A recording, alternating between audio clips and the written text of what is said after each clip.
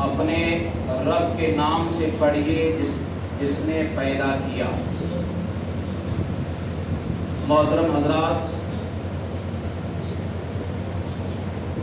یہ قرآن مجید فرقان حمید کا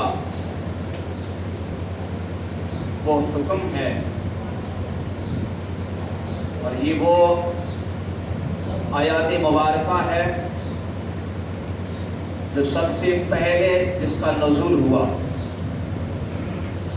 یعنی قرآن شریف سب سے پہلی نازل ہونے والی یہی آیات ہے، جس کے اندر حکم دیا گیا ہے پڑھنے کا، علم حاصل کرنے کا، تعلیم حاصل کرنے کا۔ جب قرآن کا نزول ہوا، جب قرآن نازل ہونا شروع ہوا، تو جبریل امین اللہ کا پیغام لے کے مصطفیٰ جان رحمت کی دربار میں جو حاضر ہوئے تھے، سب سے پہلا حکم رب کی طرف سے یہی تھا، سب سے پہلا درس امت کے لیے یہی تھا، اے محبوب پڑھیے اپنے رب کے نام سے جس نے پیدا کیا۔ حضرات، اسلام نے، شریعت مطہرہ نے اور معلم انسان نے تعلیم پہ بڑا زور دیا ہے۔ علم کے متعلق قرآن مجید کے اندر بہت زیادہ آیات مبارکہ بھی آئی ہے، اللہ کا فرمان بھی آیا ہے، اور حدیث مصطفیٰ کے اندر مصطفیٰ جان رحمت صلی اللہ علیہ وسلم نے علم حاصل کرنے کے لیے، تعلیم پہ بہت زیادہ فرمان مصطفیٰ صلی اللہ علیہ وسلم بھی ہے، کیونکہ علم ایک ایسی دولت ہے جو خرچ کرنے سے گھٹتی نہیں بلکہ بڑھتی ہی جاتی ہے۔ علم ایک نور ہے، علم ایک روشنی ہے، علم ہی کے ذریعے سے انسان اللہ کی وحدانیت کو پہچانتا ہے، علم ہی کے ذریعے سے انسان مصطفیٰ کی شان کو جانتا ہے، علم ہی کے ذریعے سے انسان حقوق اللہ بھی جانتا ہے، علم ہی کے ذریعے سے انسان حقوق العباد بھی جانتا ہے، علم ہی کے ذریعے سے انسان ماں باپ کی قدر جانتا ہے، علم ہی کے ذریعے سے انسان پڑوسی کا حق پہچانتا ہے، علم ہی کے ذریعے سے انسان بڑوں کا کیسے ادب کیا جاتا ہے، علم ہی سکھاتا ہے، علم ہی سکھاتا ہے کہ چھوٹوں پہ کیسے شفقت کی جاتی ہے، علم ہی سکھاتا ہے کہ معاشرے کے اندر کیا کیا کام کرنے ہیں، علم ہی سکھاتا ہے ملک سے کیسے محبت کی جاتی ہے، وطن سے کیسے محبت کی جاتی ہے۔ حالانکہ علم ہر دور میں ضروری ہے، ہر حال میں ضروری ہے، علم کے بنا انسان اندھیرے میں ہے، علم ایک روشنی ہے، اگر روشنی انسان کے پاس ہے تو وہ منزل مقصود تک پہنچ جاتا ہے، علم ہی انسان کو منزل تک پہنچاتا ہے۔ لیکن آج مسلمان قوم تعلیم کے نام پہ بہت پیچھے جا چکی ہے۔ آپ تاریخ کھنگالیے، آپ تاریخ پڑھیے، لوگ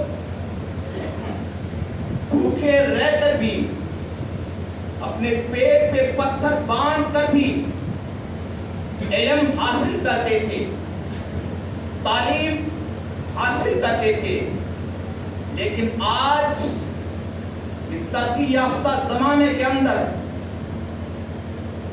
ہر آشائش انسان کے پاس موجود ہے، پھر بھی انسان تعلیم سے دور ہے۔ بالخصوص یہ مسلمان قوم ہماری قوم یہی قوم ہے جس نے سب کچھ دنیا کو دیا تھا.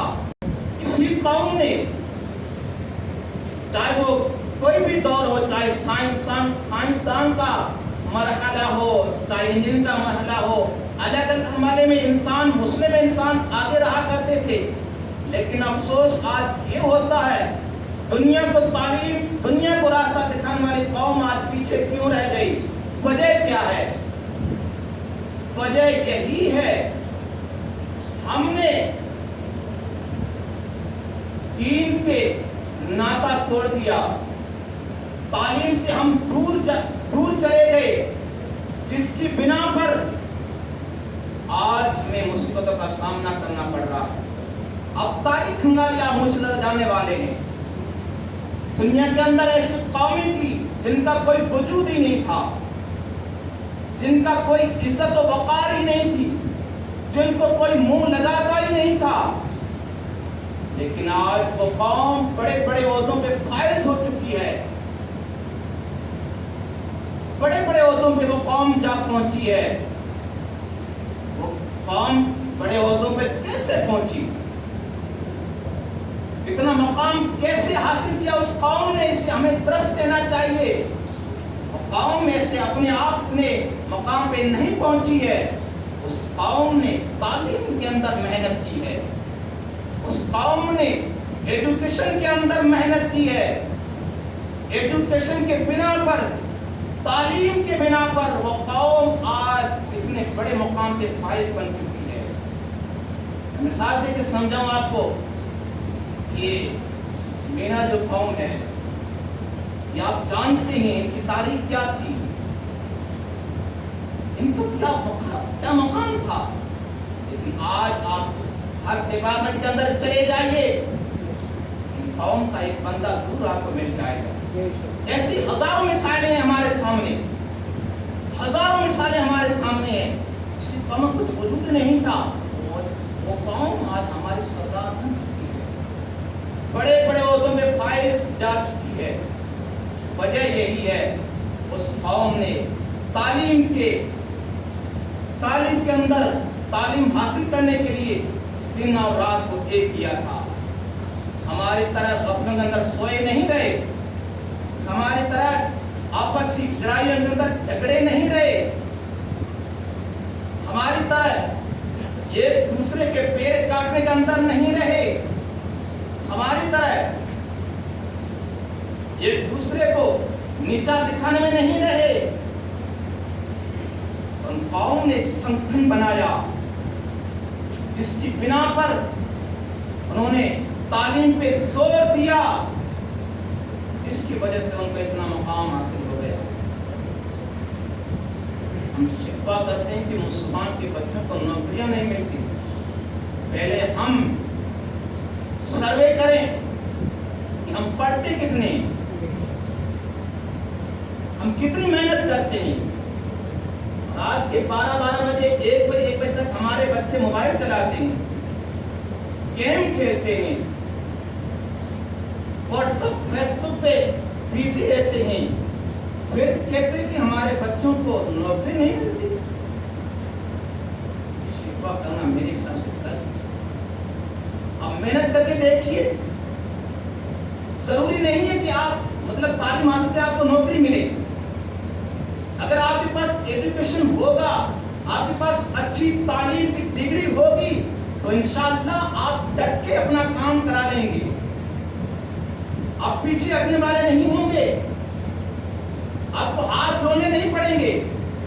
اگر آپ کے پاس جانکاری ہوگی جس کا سنویدھان آپ ہر ایک بسنے والے انسان کو ادھیکار دیتا ہے اپنے حق کا, لیکن ہمیں معلوم ہی نہیں ہمارا کیا ادھیکار ہے, ہمیں قانون کیا بتاتا ہے, سنویدھان کیا بتاتا ہے, ہم نے پڑھا ہی نہیں. اس میں غلطیاں سب کی ہے. امیر لوگوں کے بچے دولت کی بنا پر بگڑ جاتے ہیں عیش و عشرت کے اندر, اور غریبی کے بچے بیچارے پڑھ نہیں پاتے ہیں, ان کے ہمارے کوئی سپورٹ نہیں ہے. کوئی ان کو گائیڈ کرنے والا نہیں ہے. دیکھو ایک 8 سال کا مسلمان کا بچہ، 12 سال کا مسلمان کا بچہ پورا قرآن اپنے سینے میں حفظ کر لیتا ہے، محفوظ کر لیتا ہے. کوئی 1-2 آیات نہیں، کوئی 1-2 سورت نہیں، 30 پارے 30 پارے حفظ کرنے والا مسلمان کا بچہ کیا خود ذہن ہو سکتا ہے؟ کیا کمزور دماغ والا ہو سکتا ہے؟ ایسا نہیں ہو سکتا. اگر کمزور دماغ والا ہوتا تو 30 پارے کیسے یاد رہتے؟ ایک سورت یاد نہیں ہو پاتی ہے. یہ قرآن کا معجزہ اللہ رب العزت نے بڑا کرم فرمایا مصطفیٰ جان رحمت کی امت پہ. بہت عقل دی ہے، لیکن ہم عقل کو جس راستے پہ استعمال کرنا چاہیے اس جگہ استعمال نہیں کرتے. آپ اپنے بچوں کو پڑھائیے. آج یہ شکوہ کرتے ہیں کہ یہ مولوی حضرات جو ہوتے ہیں یا دین سے جڑے ہوئے لوگ صرف دینی تعلیم کی بات کرتے ہیں، دنیاوی تعلیم کی بات نہیں کرتے. تمہارا شکوہ جھوٹا ہے. آپ نے سمجھا ہی نہیں ہے. اسلام علم حاصل کرنے کا درس دیتا ہے. اسلام نے صرف یہ قید نہیں کر رکھا کہ آپ صرف دینی تعلیم لیجیے.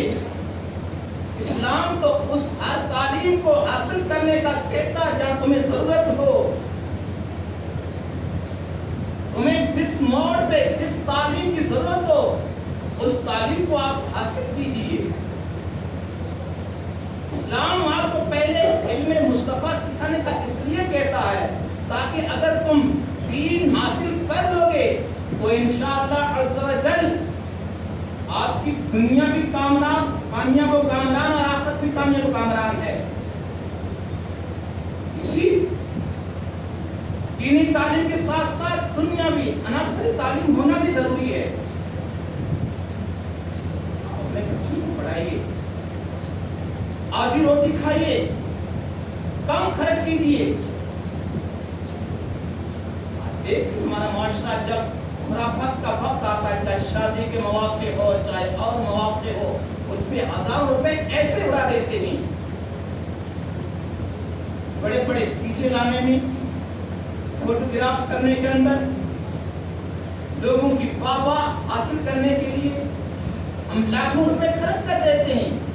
کبھی ہم نے سوچا کہ دیکھو فلاں غریب کا بچہ بڑا ہوشیار ہے، بیچارہ محنت کر رہا ہے، چلو ہم آدھا خرچ کریں گے، آدھا پیسے ان پر سپورٹ کر لیں گے تعلیم کے لیے.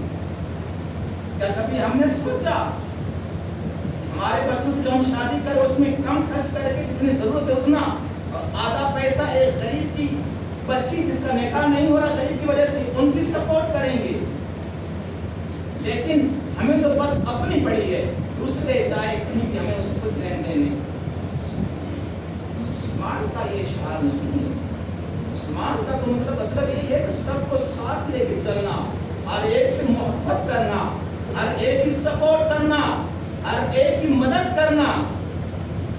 اس لیے آپ خدا سے ہاتھ جوڑ کی گزارش ہے، زمانہ کہاں تک پہنچ گیا، ترقی یافتہ زمانہ. میرے بچوں کو بالخصوص آپ پڑھائی اگر پڑھا رہے اس پہ دھیان بھی دیجیے. جہاں تک اگر بچے کو موبائل کی ضرورت نہیں تو اس کے ہاتھ موبائل مت دیجیے. اب دیکھیے اپنے بچہ کیا کر رہا ہے. ضرور نہیں کہ نوکری لینا، اعلیٰ سے اعلیٰ تعلیم کو دلائیے، پھر دیکھیے معاشرے کے اندر کیسی تبدیلیاں آتی ہے. اور ان حضرات سے میری گزارش ہے جو ایجوکیشن کی فیلڈ کے اندر ہیں، وہ جانتے ہیں، برائے کرم صرف اپنا دھیان نہ رکھیں. یہ نہیں کہ بس میں نے ڈگری حاصل کی، میں نے نوکری حاصل کر لی، بس کچھ نہیں. آپ کا فرض بنتا ہے، آپ کا فرض بنتا ہے آپ ان بچوں کا سپورٹ کیجیے، ان بچوں کا آپ حوصلہ افزائی کیجیے، ان بچوں کو آپ راستہ دکھائیے جس طرح ہو سکے. اچھی بات کہنا یہ بھی صدقہ ہے. اچھی بات کرنا، یہ صدقہ ہے. اگر ہم تعلیم کی بات بتائیں تو کتنا صدقہ جاریہ ہو جائے گا. ہماری وجہ سے کسی کا بچہ کامیاب ہو گیا وہ کتنی دعائیں دے گا, کتنی دعائیں دے گا. اس لیے ہر ایک اپنی اپنی ذمہ داری کو سنبھالیے, اپنی اپنی ذمہ داری کو سنبھالیے. ہزاروں روپے خرچ کر لیتے ہونا چاہیے. ہمارے معاشرے کے اندر ایک لائبریری ہونا چاہیے. ہم سارے مل کر کچھ کتابیں خرید کے لائیں. کچھ بچے پڑھنے کے اچھک ہوتے ہیں, ان کا دل تو کرتا ہے کہ میں آگے بڑھوں, لیکن ان کے ساتھ مجبوریاں ہوتی ہیں, پڑھ نہیں پاتا. گھریلو مجبوریاں ہوتی ہے, غربت کی مجبوریاں ہوتی ہے. اس میں اگر ہم سب مل کے اس کا سپورٹ کریں, اس کے لیے کتابیں مہیا کرائیں, اس کے لیے جگہ مہیا کرائیں, تو انشاءاللہ وہ محنت کر کے آگے بڑھ سکتا ہے. ہم سروے کریں کہ ہمارے محلے کے اندر, ہمارے گاؤں کے اندر کتنے بچے پڑھنا چاہتے ہیں, آگے بڑھنا چاہتے ہیں, ان کی کیا کیا تکلیفیں آ رہی ہیں, ان کے لیے کیا دشواریاں آ رہی ہیں. ہم سب مل کر ان کی دشواری کو آسان کریں, انشاءاللہ وہ آگے بڑھیں گے. ہمیں دعائیں دیں گے, ہمیں دعائیں دیں گے. صرف اپنے کام کے اندر کسی مت لیجیے. آپ کی ذمہ داریاں میدان محشر میں پوچھا جائے گا آپ کو کہ اللہ سے پوچھے گا, میں تمہیں مال دیا, تم نے کہاں خرچ کیا, میں نے تمہیں یہ سب کچھ عقل دیا, بڑا بڑا عہدہ دیا, تو نے کتنے لوگوں کا سپورٹ کیا, اس کو کیا جواب دیں گے. اللہ کے واسطے آپ دین کی طرف آئیے, تعلیم کی طرف آئیے, فضول خرچی کو چھوڑیے. اللہ کی دربار میں اللہ رب العزت ہم سب کو اچھے اعمال اور علم مصطفیٰ پڑھنے کی توفیق